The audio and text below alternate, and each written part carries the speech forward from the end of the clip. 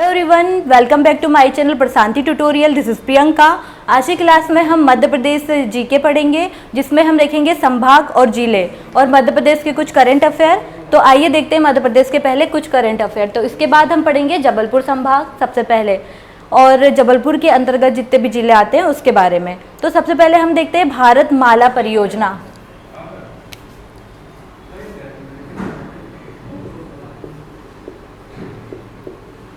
हाल ही में अभी भारतमाला परियोजना की घोषणा की गई है, और इस परियोजना के अंतर्गत जो नेशनल हाईवे है इसका सभी जगह सभी जगह नेशनल हाईवे बनाने की घोषणा की गई है। परियोजना के अंतर्गत नेशनल हाईवे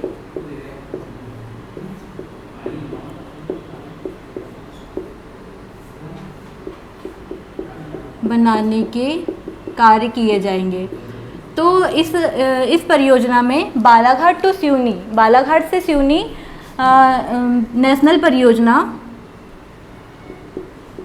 बालाघाट से सिवनी के बीच में यह बनने की घोषणा की गई है। अभी हाल ही में भारतमाला परियोजना के तहत इसकी घोषणा की गई है, नेशनल हाईवे बनने की। यहीं पे हम देखते हैं कि भारतमाला परियोजना में जो सड़कें हैं, जो मतलब सीमा पे बने, मध्य प्रदेश और राजस्थान की सीमा पे बने सड़कें, जहाँ पे 4 लेन रोड का निर्माण किया जाएगा भारतमाला परियोजना के तहत। तो देखते हैं हम कि राजस्थान और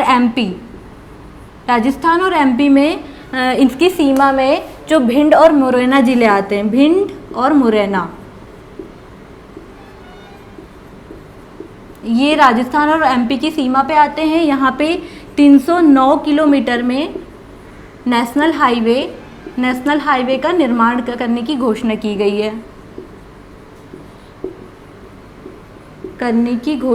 गई है। तो ये है भारतमाला परियोजना। इसके अंतर्गत सड़कों का निर्माण किया जाएगा, वो भी नेशनल हाईवे। इसके बाद हम देखते हैं बाघ दिवस के बारे में, जो हाल ही में 29 जुलाई को मनाया गया। उसमें क्या थीम रखी गई और बाघों की संख्या मध्य प्रदेश में कितनी है और हमारे इंडिया में बाघों की संख्या कितनी है। तो यहाँ पे हम देखते हैं 29 जुलाई 2020 बाघ दिवस के रूप में मनाया गया। बाघ दिवस के रूप में मनाया गया। तो बाघ दिवस मनाने की घोषणा 2010 में सेंट पीटर्सबर्ग में मनाने की घोषणा की गई। वहाँ पे एक सम्मेलन रखा गया था, और भारत की जो बाघों की संख्या को देखते हुए यहाँ पे घोषणा किया गया कि यहाँ पे इस सम्मेलन में कि यहाँ पे बाघ दिवस के रूप में बाघों की संख्या में बढ़ोतरी हो, इसलिए यहाँ पे जागरूक करने के लिए यह दिवस की घोषणा की गई सेंट पीटर्सबर्ग में। यहाँ मैं लिख नहीं रही हूँ। तो 29 अप्रैल 1861 से बाघ दिवस मनाया जा रहा है, वैश्विक बाघ दिवस मनाया जा रहा है, जिसमें बाघों की संख्या को देखा जाएगा। बाघों की संख्या में बढ़ोतरी हो रही है और इसके संरक्षण, इसके आवासीय क्षेत्र को जागरूक किया जाएगा। तो 29 अप्रैल में। तो यहाँ पे इसका जो मुख्यालय है बाघ संरक्षण, तो इसका मुख्यालय, इसकी जो स्थापना हुई थी WWF वर्ल्ड वाइड फॉरेस्ट के एक संगठन है। इसके जरिए हम बाघों, जो भी जो जीव जंतु हैं, उनकी जनसंख्या को हम काउंट करते हैं। तो यहाँ पे देखते हैं हम भारत में 39,000 बाघों की संख्या है कुल विश्व में, क्योंकि हम बाघ दिवस अंतर्राष्ट्रीय बाघ दिवस के रूप में मनाते हैं। तो यहाँ पे कुल जनसंख्या है 39,000 बाघों की जनसंख्या है। जहाँ पे हम एमपी में देखते हैं, तो एमपी में बाघों की संख्या है 526 कुल, और सबसे ज़्यादा बाघ पाए जाते हैं कर्नाटक में, और कर्नाटक के बाद मध्य प्रदेश। तो यहाँ पे हम देखते हैं कान्हा रिजर्व पार्क, जो जबलपुर संभाग के अंतर्गत जिला है, कान्हा मंडला के पास, मंडला में कान्हा रिजर्व पार्क, जहाँ पे जो मध्य प्रदेश का पहला राष्ट्रीय उद्यान है, Kanha reserve park. Kanha reserve park, इसके यहाँ पे 1973 में इसे टाइगर प्रोजेक्ट बनाया गया था यहाँ पे, और 1955 में इसकी स्थापना की गई। तो टाइगर रिजर्व पार्क में कुल 105 बाघ पाए जाते हैं। यहाँ पे बाघों की संख्या 105 है। और यहीं पे हम देखते हैं पेंच सिवनी में, सिवनी जिले में है, और यहाँ पे कुल है 87 बाघ। और यहाँ Panna reserve Sanjay Gandhi national park,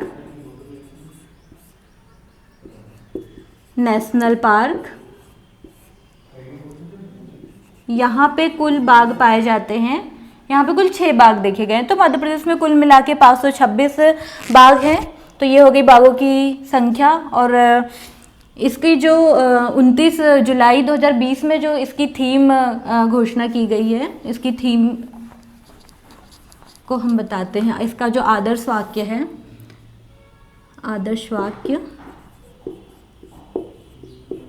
कि बाघ दिवस इसलिए मनाते हैं कि हम बाघों को संरक्षण करते हैं। तो यहाँ पे इसकी थीम है कि बाघ की जो आवासीय स्थल है उसको संरक्षण करना, ताकि बाघ सुरक्षित रह सके और हमारे देश में बाघों की संख्या में बढ़ोतरी हो।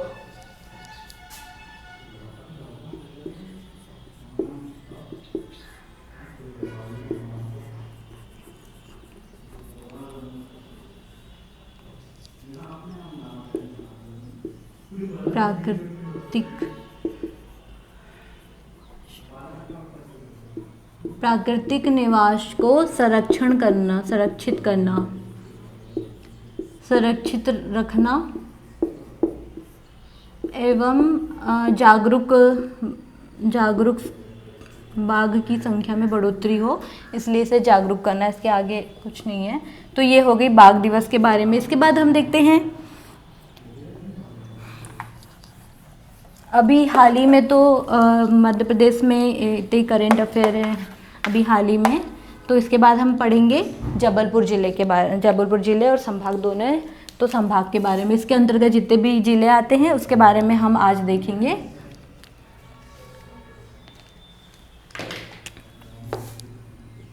जबलपुर, ये मैं यहाँ पे थोड़ा सा मैप मेंशन कर दे रही हूँ ताकि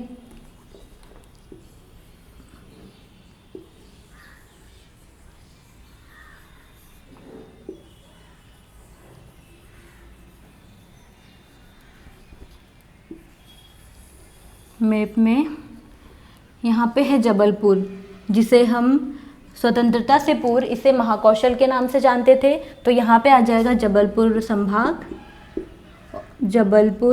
और इसके अंतर्गत जितने भी ज़िले हैं। तो सबसे पहले हम जो संभाग के बारे में पढ़ रहे हैं उस ज़िलों को मैं यहाँ पे मेंशन कर दे रही हूँ। जबलपुर संभाग में कुल 8 ज़िले आते हैं। सबसे ज़्यादा ज़िले जबलपुर संभाग के अंतर्गत आते हैं, और उसके बाद आता है इंदौर में भी कुल 8 ज़िले आते हैं। तो जबलपुर में आ जाएगा नरसिंहपुर, बालाघाट, शॉर्टकट लिख दे रहे हैं, यहाँ पे आ जाएगा बालाघाट, सिवनी,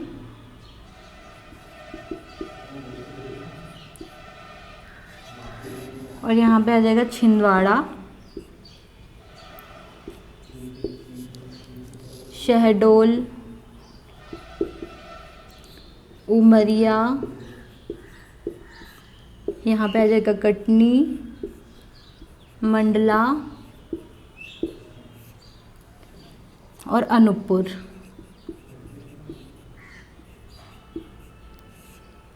में थोड़े जगह इधर उधर हो गए हैं, बट इतने ज़िले जो हैं जबलपुर के अंतर्गत आते हैं 4।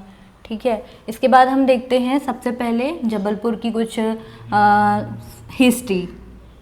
तो उससे पहले हम देखते हैं कि जैसे मैंने इससे पहले वीडियो में मध्य प्रदेश का गठन पढ़ाया था, तो मध्य प्रदेश के गठन में हमने ये देखा था कि 1 नवंबर 1956 को कुल 43 ज़िले थे हमारे यहाँ पे। 1 नवंबर 1956 को यहाँ पे 43 ज़िले थे। इसके बाद हम देखते हैं दो नए और जिले बनाए गए। दो नए जिले बनाए गए, राजनांदगांव, दुर्ग से राजनांदगांव और सीहोर से भोपाल। तो ये बने थे 1972 में। 1972 में दो जिले बनाए गए, जो कि मैंने मध्य प्रदेश के गठन में बता चुका है, लेकिन पहले मैं थोड़ा सा रिपीट कर दे रहे हैं। तो दो जिले 1972 में। इसके बाद जो सिंहदेव कमेटी और दबे समिति में जो 16 जिले बनाए गए थे, जो 16 जिले बनाने का निर्णय किया गया था, तो 1998 में कुल दबे समिति के अंतर्गत कुल 10 जिले और सिंहदेव कमेटी के अंतर्गत 6 जिले। तो 6 जिले बनाए गए, तो ये पूरे हो गए 16 जिले। तो 16 जिले बन गए। उसके बाद हम देखते हैं कि 16 जिले और 9 संभाग हुए।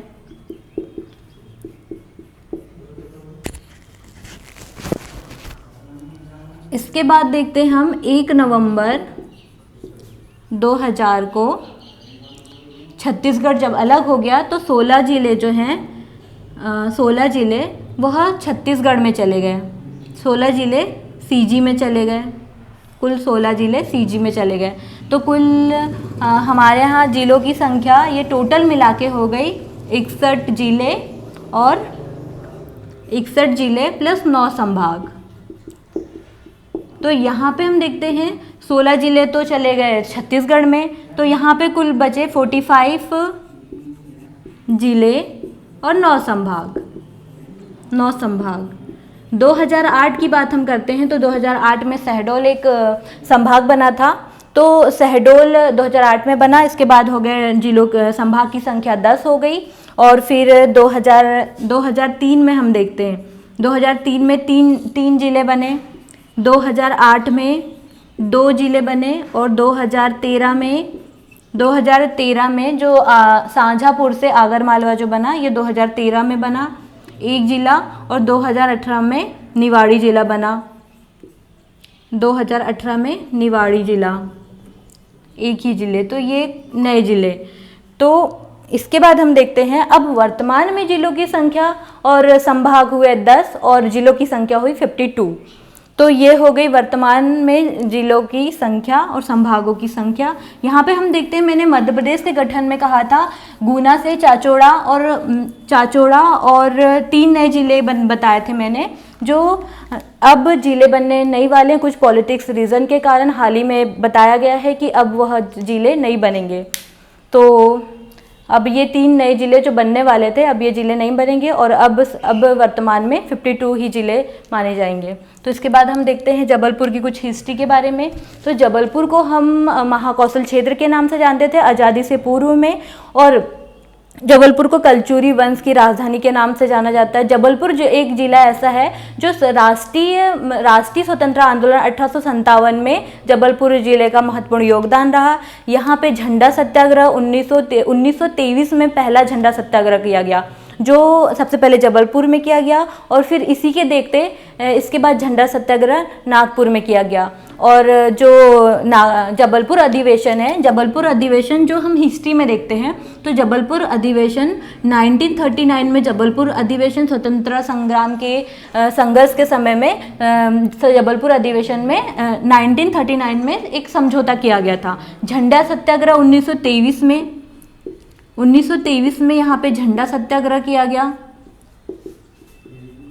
मध्य प्रदेश का एक पहला जिला जहाँ पे झंडा सत्याग्रह चलाया गया। 1907 की बात की जाए, स्वतंत्रता 1857 में स्वतंत्रता संघर्ष जब चल रहा था, तो यहाँ पे क्रांतिकारी आंदोलन का गठन किया गया। क्रांतिकारी आंदोलन का गठन किया गया। और हम देखते हैं 1915 की बात करते हैं, तो 1915 में यहाँ पे होम रूल, जब हम हिस्ट्री पढ़ेंगे तो आधुनिक में हम होम रूलिंग के बारे में पढ़ेंगे, होम रूल आंदोलन के बारे में। होम रूल आंदोलन की स्थापना की गई।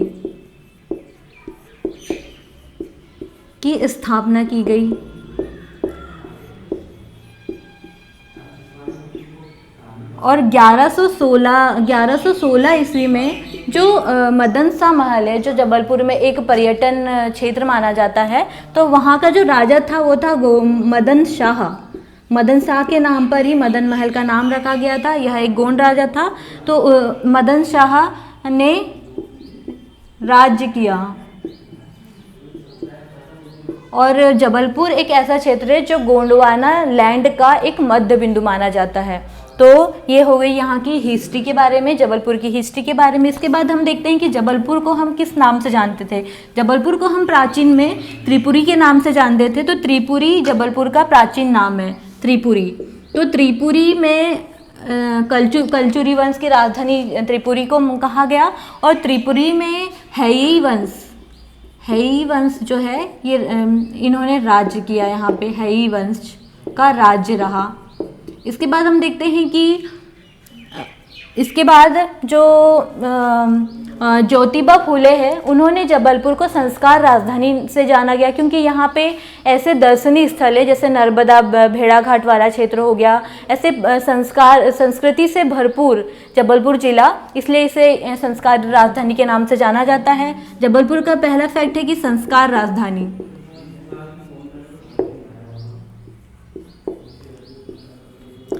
ज्योतिबा फुले ने कहा था इसे संस्कार राजधानी।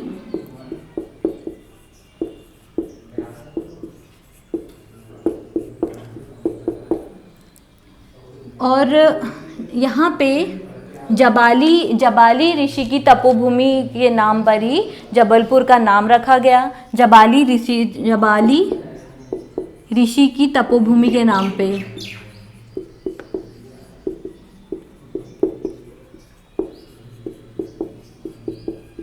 के नाम पर जबलपुर का नाम पढ़ा गया। और यहाँ पे हम देखते हैं जबलपुर में ऐसी बहुत सारी विशेषताएं हैं जबलपुर में कि आगे हम देखते हैं। जैसे जबलपुर में राज्य का पहला नगर निगम जबलपुर में है। नगर निगम जबलपुर जिले में। यहाँ पे हम देखते हैं कि जबलपुर में कृषि विश्वविद्यालय की बात कहा जाए, मतलब विश्वविद्यालय की बात किया जाए, तो 1956 में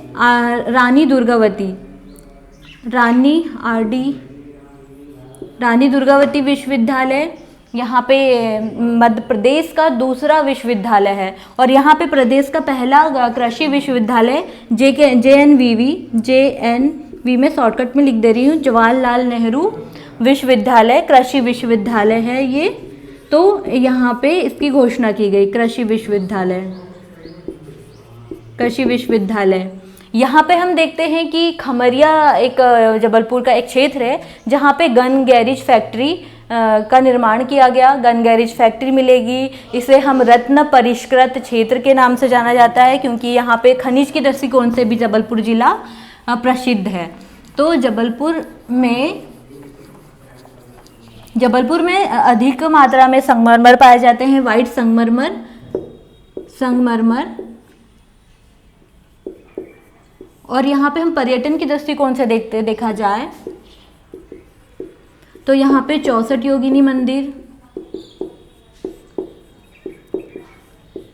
64 योगिनी मंदिर, मदन महल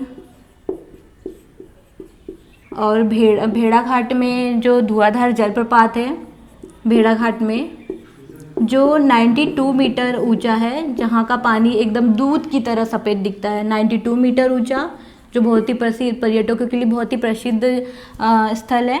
इसके बाद हम देखते हैं यहाँ पे हमने जो अशोक सम्राट के बारे में आपने पढ़ा होगा। अशोक सम्राट जो एक महान प्रतापी राजा हुआ करता था, तो इसके 14 शिलालेखों में से एक शिलालेख रूपनाथ का शिलालेख यहाँ पे मिला है, रूपनाथ शिलालेख।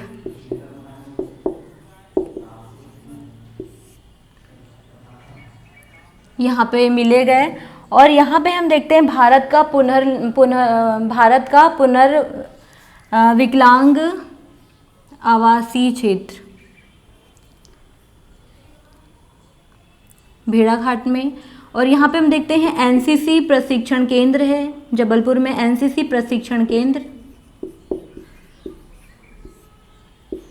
यहाँ पे प्रदेश का हाई कोर्ट, यहाँ पे प्रदेश का जो हाई कोर्ट है इसका मुख्यालय है जबलपुर, हेडक्वार्टर है जबलपुर। और यहाँ पे इसके अंतर्गत जबलपुर के अंतर्गत जबलपुर के अंतर्गत 28 जिले, खंडपीठ के अंतर्गत 28 जिले, और ग्वालियर के अंतर्गत 13 जिले, ग्वालियर खंडपीठ के अंदर 13 जिले, और भोपाल खंडपीठ के अंतर्गत 9 जिले। ये इतने जिले इसके अंतर्गत आते हैं, जिसका निर्माण हुआ था 1861 में। तो ये हो गया यहाँ के हाई कोर्ट के बारे में। यहाँ पे मानव विकास संसाधन एक मिनट, यहाँ पे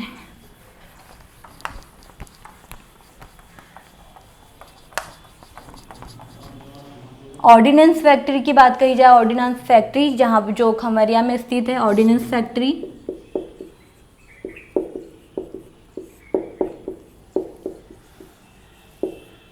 इसे आम उत्पादन जिला कहा जाता है जबलपुर को। यहाँ पे सबसे ज़्यादा अधिक मात्रा में आम उत्पादन जिला। यहाँ जबलपुर की हम क्षेत्रफल की बात कही जाए तो जबलपुर का क्षेत्रफल है कुल 5211 वर्ग किलोमीटर यहाँ का क्षेत्रफल है। और जबलपुर एक ऐसा जिला है जहाँ पे पुरुषों की साक्षरता 81.1% है। तो यह मध्य प्रदेश में पुरुष साक्षरता वाला जिला कहा जाता है। 81.1% पुरुष साक्षरता वाला जिला, 81 पुरुष साक्षरता वाला जिला है। और यहाँ का जो जनसंख्या घनत्व है यह है 427 जनसंख्या घनत्व। और यहाँ जबलपुर की कुल जनसंख्या है, जबलपुर की कुल जनसंख्या 24,63,279। ये है जनसंख्या, पॉपुलेशन।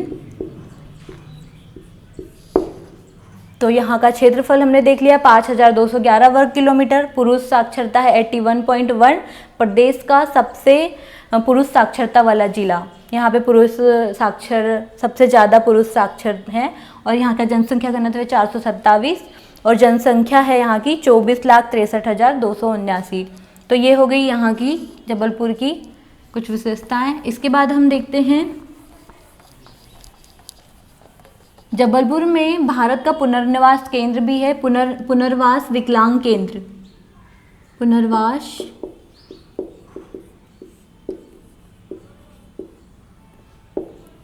विकलांग केंद्र, ठीक है। इसके बाद हम देखते हैं यहाँ पे थल सेना शस्त्र, प्रदेश का थल सेना शस्त्र का इंस्टीट्यूट है।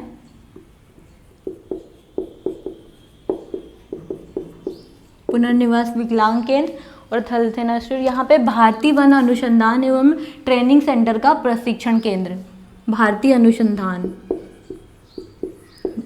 भारतीय वन अनुसंधान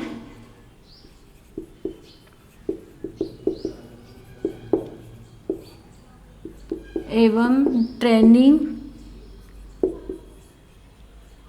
सेंटर यहीं पे है।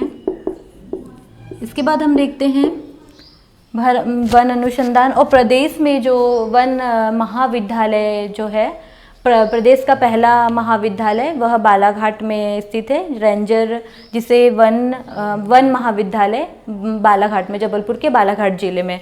तो वो मैं जब जिले पढ़ेंगे जब हम उसके बारे में देखते हैं। इसके बाद देखते हैं हम यहाँ पे जबलपुर ISO प्रमाणित, ISO 9001 गुणवत्ता वाला शहर है,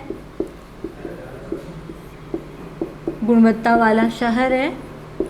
ISO का मतलब होता है इंटरनेशनल स्टैंडर्ड ऑर्गेनाइजेशन। तो यह शहर को इसकी गुणवत्ता मिली है। यहाँ पे हम देखते हैं यहाँ पे महात्मा गांधी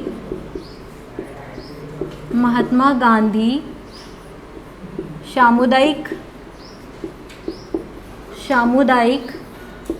विकास केंद्र है, विकास केंद्र यहाँ पर है। तो हमने इस तरह सभी जबलपुर के कुछ इम्पोर्टेंट फैक्ट पढ़ लिए हैं। जैसे अगर जबलपुर में कुछ अपडेट चीज़ होगी तो हम नेक्स्ट वीडियो के माध्यम से उसे हम अपडेट करेंगे। तो इस प्रकार हमने जबलपुर के ज़िले और मध्य प्रदेश के कुछ करंट अफेयर पढ़ लिए हैं। तो आशा करती हूँ कि मेरे द्वारा बनाया गया वीडियो आपको पसंद आया होगा। यदि मेरे द्वारा बनाया गया वीडियो आपको पसंद आया हो तो मेरे चैनल को लाइक करें, सब्सक्राइब करें, कमेंट करें। All the best.